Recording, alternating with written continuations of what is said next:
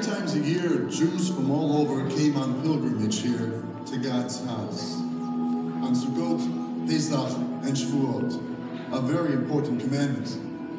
Back then, it was no easy trip. The journey along the winding road to Jerusalem was long. People spent weeks trekking here.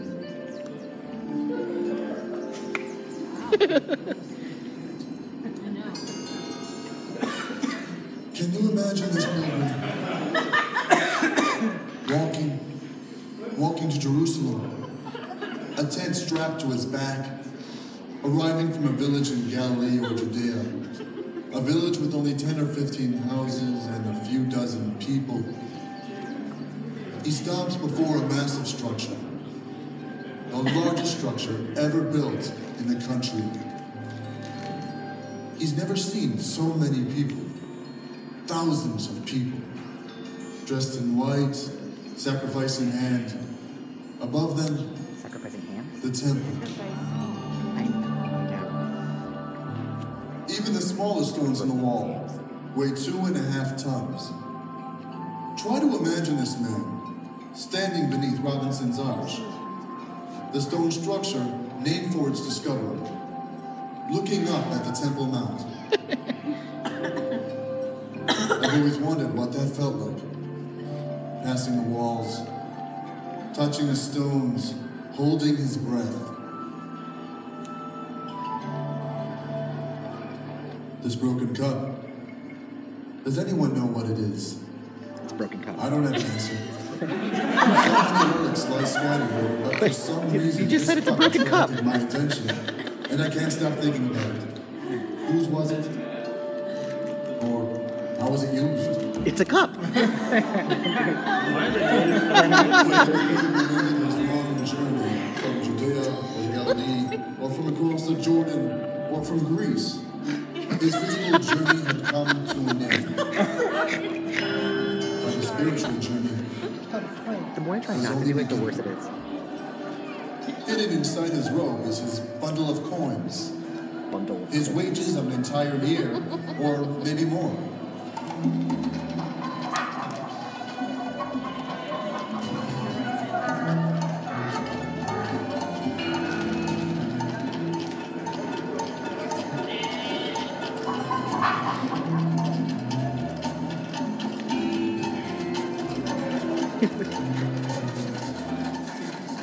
Welcome. Shalom, I'd like to purchase a half-shekel coin. That'll be 300 per ton.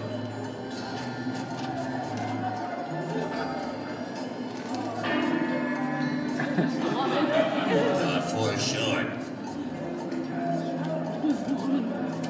And what if he doesn't have enough money? Perhaps he bought something with him to sell for such a situation. Perhaps it was the cup.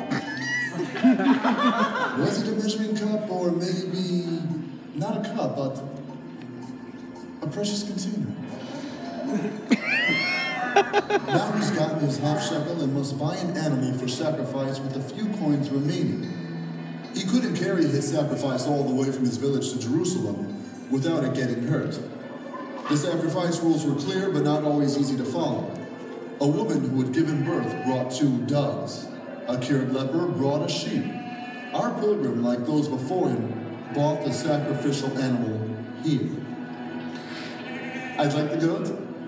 Okay, it'll cost you 400 per ton. But he just spent 300 for his half shekel.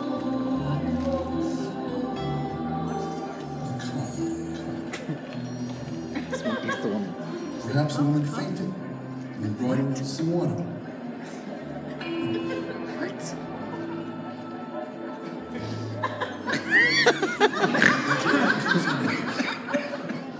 His body trembles as the moment approaches.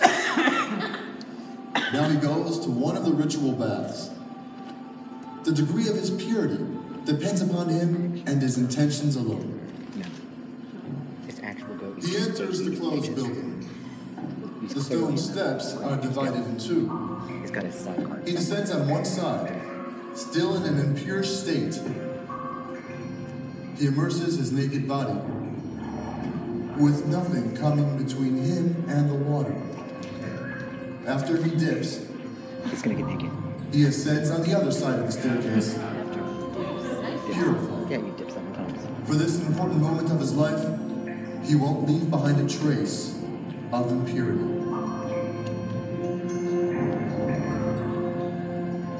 Now purified, careful not to touch any impure object or person, he ascends the staircase to the Holy Gate and emerges on the Temple Mount, prepared and sanctified.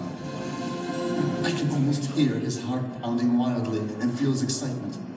Stunned, he finds it difficult to move as the temple looms before him.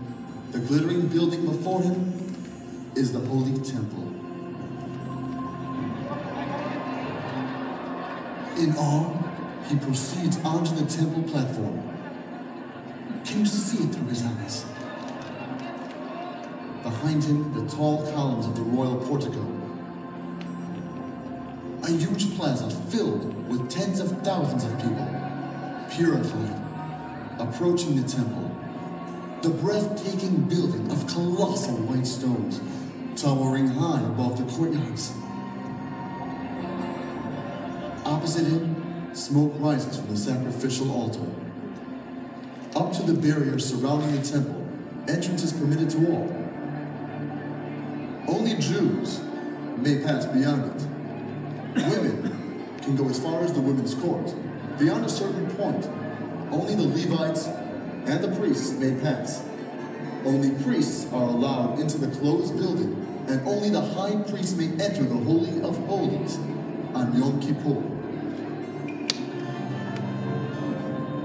The pilgrim probably never read the writings of ancient Greek and Roman authors about Israel.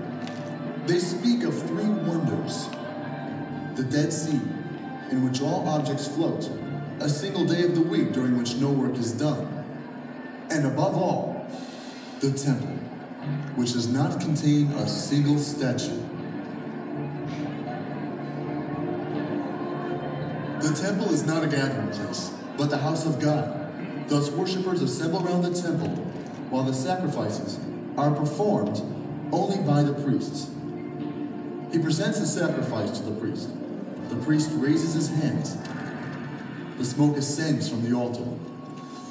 I can almost smell it.